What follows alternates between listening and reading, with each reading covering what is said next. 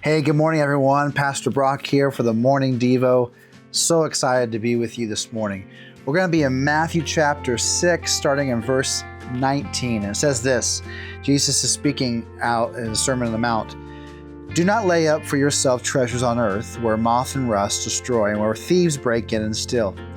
But lay up for yourselves treasures in heaven, for what neither moth nor rust destroys, and where thieves do not break in and steal. For where your treasure is, there your heart will be also. The eye is the lamp of the body. So if your eye is healthy, your whole body will be full of light. But if your eye is bad, your whole body will be full of darkness. If then the light in you is darkness, how great is the darkness? Here, Jesus is giving a parable to the people, and you got to think about, once again, I'm really big on this, who's the audience that Jesus is speaking to? It's not rich people. It's not people in power. It's actually the poor, the oppressed, and those who are in need. So when Jesus is saying, hey, the things that you think you need, power, influence, a bunch of money in the bank, you don't need that. Don't store those things up. Why? Because they can always disappear and they can always be destroyed. And then Jesus later on then goes and he says this phrase, the eye is the lamp of the body. It's a ancient Hebrew, and actually ancient Eastern time idiom. It's a kind of a metaphor. The eye of was speaking of generosity. That's what they connected the eye with, that if you saw someone who was generous, they had an eye of possibility. They were full of light. If a stingy person was around you, they were full of darkness. Their eyes were always looking for ways to scheme and to steal. And so Jesus is speaking to him saying, hey, your eyes give away what's inside of you. And if your eye is full of light, meaning you're a generous person, wonderful. You're going to have a wonderful life. But if you are stingy, meaning that your eye is full of darkness, then that is evident to all those around you. One of the things that Jesus was trying to show is that generosity actually looks a certain way. What do lamps do? They shine. They are a source of light. And the thing about it is that though your mouth can lie, your eyes can't. Your eyes really do reveal what you're thinking, what you're processing.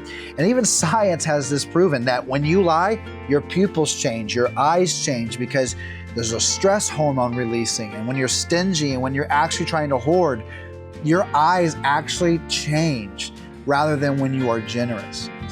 But Jesus takes it further. He says, if you think you have light, but it's actually darkness. So if you think you're generous, but you're actually stingy, whoa, that is crazy darkness. I can think about this. How many people on December, big corporations, donate tons of money to charities, not because they want to, because they want a tax break? And Jesus says that's not generosity, because generosity is all about giving to the other individual. See, generosity isn't about giving money or possessions, but how we see and value others.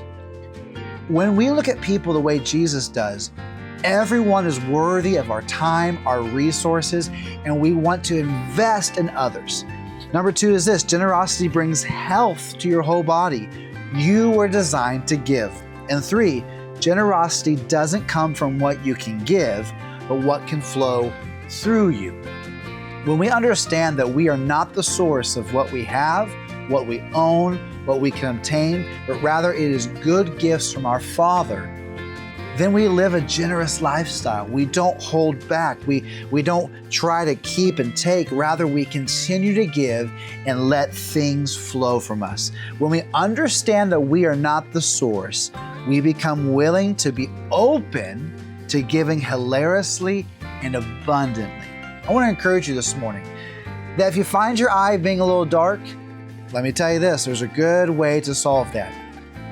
Live in the light. Live in generosity. Live not for yourself, but for Jesus and for others. Love your neighbor as yourself, like Jesus says.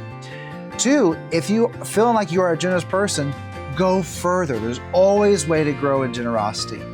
I want to encourage you this morning that The best way to live is to live with open arms, to give and to not expect anything back. Because when you do receive gifts, it's an even sweeter surprise, and you are thankful for what you have rather than entitled. I love you all.